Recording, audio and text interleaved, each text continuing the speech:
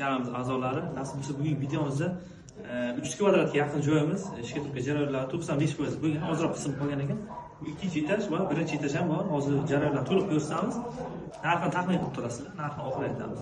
Azizlar, ushbu zakaz Qashqadaryo viloyati Kasb tumanida o'sha tunuka ishlarni ham mana shunday ishga turgan ishlarni o'zimiz ustalar qilishgan, bemalol murojaat qilaverasizlar. Qarshi Kasb tuman bo'yicha bo'lsa telefon raqamlarini beramiz. Tunuka ishlari o'sha shifer yoki bo'lsa mana shunday ishga turgan ishlarni chiroyli qilib bitkazib berishamiz. Azizlar, ustalarimiz mana pullar dard ko'rmasdan juda ham ideal chiqarishgan. Haqiqatda mayakka bo'ladigan bo'lsa 50 ming so'm ekan, jilkaga urib beriladigan bo'lsa 35 ming so'm ekan. Mana baho berasizlar ishlarga, mayakka bo'lgan bular hammasi.